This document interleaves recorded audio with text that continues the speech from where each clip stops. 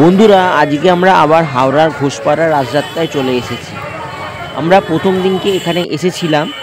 সেই দিনকে এই বাইরে যে শ্রীকৃষ্ণের অবতারগুলি আছে সেইগুলো সবগুলো সাজানো ছিল না। আজকে এসে দেখি এখানে কৃষ্ণের সব অবতারই এখানে সাজিয়ে রাখা আছে।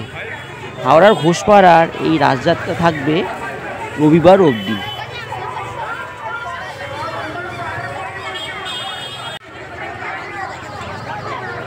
হাওড়ার ঘোষপাড়ার এই রাজযাত্রা খুবই বিখ্যাত এবং প্রতি বছরই এখানকার রাজযাত্রায় প্রচুর ভিড় হয়।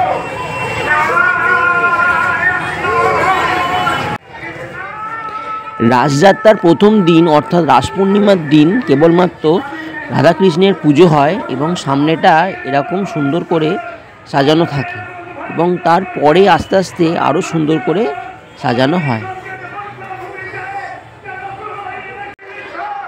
সামনেই যে টাওয়ারটি দেখছো, রাস পূর্ণিমার দিন রাধাকৃষ্ণের পুজো হয়ে গেলে এইখানে ঠাকুরকে তুলে রাখা হয় এবং এটিকে খুব সুন্দর করে সাজানো হয়। ঘোষপাড়ার এই রাজযাত্রায় আরেকটি বিশেষ ব্যাপার হচ্ছে এখানকার পুতুল নাচ, যেটি তোমাদের এই ভিডিওতে দেখাবো। এখানে ছোট ছোট ঘর করে নিমাইয়ের জীবন কাহিনী তুলে ধরা হয়েছে।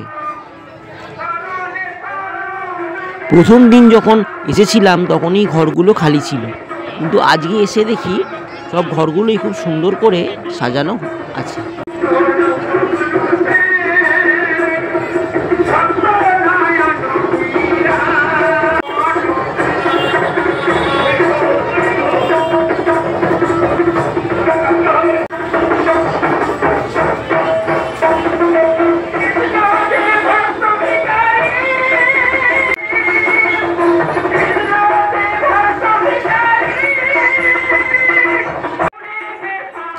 এবার তোমাদেরকে হাওড়ার ঘোষপাড়া রাজযাত্রার বিশেষ ঐতিহ্য পুতুল নাচের দিকে নিয়ে যাব। এই পুতুল নাচ শুরু হয়েছে 6ই নভেম্বর থেকে, চলবে 9ই নভেম্বর অবধি। প্রতিদিন সন্ধ্যে 6:30 থেকে রাত্রি 9:30 অবধি এই পুতুল নাচ অনুষ্ঠিত হয়। আমাদের বাংলায় এই পুতুল নাচ হচ্ছে একটি প্রাচীন ঐতিহ্যময় শিল্প, কিন্তু এটি আস্তে আস্তে হারিয়ে যাওয়ার পথে। একমাত্র হাওড়ার ঘোষপাড়া রাজযাত্রাতেই এই পুতুল নাচ দেখা যায়। ছোটবেলা থেকে যতবারই হাওড়ার ঘোষপাড়ার এই রাজযাত্রা দেখতে এসেছি তখনই এখানকার পুতুল নাচ দেখেছি।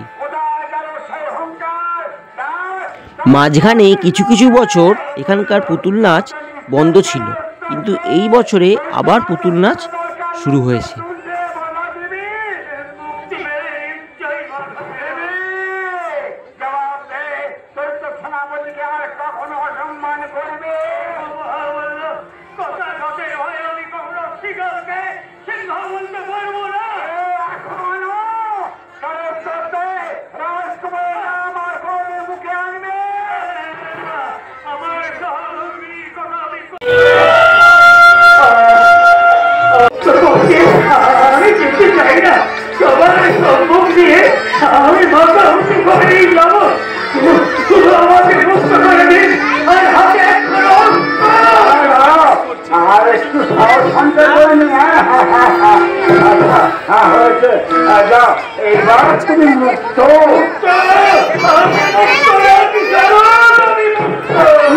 উপায় কি তোমার?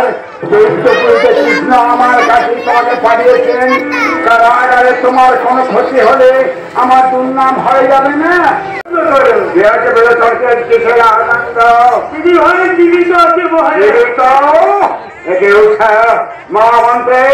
আপনি নিশ্চয় রাজকুমারী প্রতি স্নেহবাসে আমার অবহেলা করেছেন। পাথরে মুখ ভেবে আমি রাজকুমারীকে হত্যা করতে গিয়েছিলাম, কিন্তু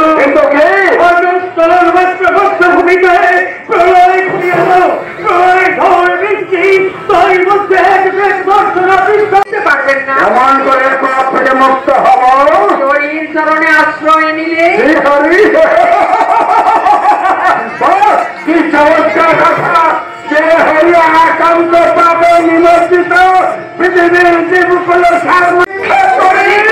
কৃষ্ণের করুণা নির্ঝরণী ধারায় নেমে আসবে না। আমি আমার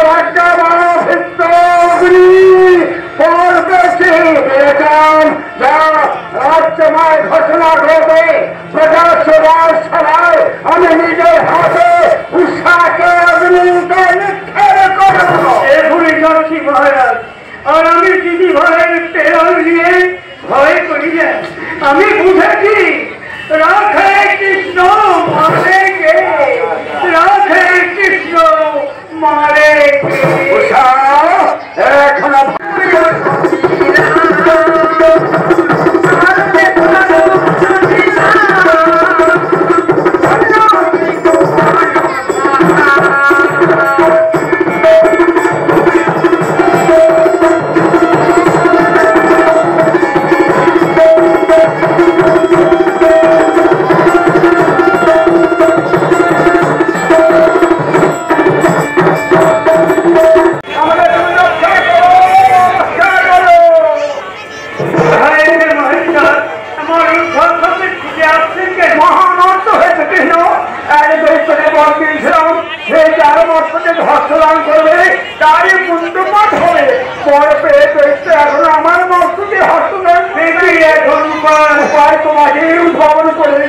আজকের পুতুল নাচের নাটক হচ্ছে বোঝের বাঁশি। অনেক বছর পর পুতুল নাচ দেখে তো বেশ ভালোই লাগলো।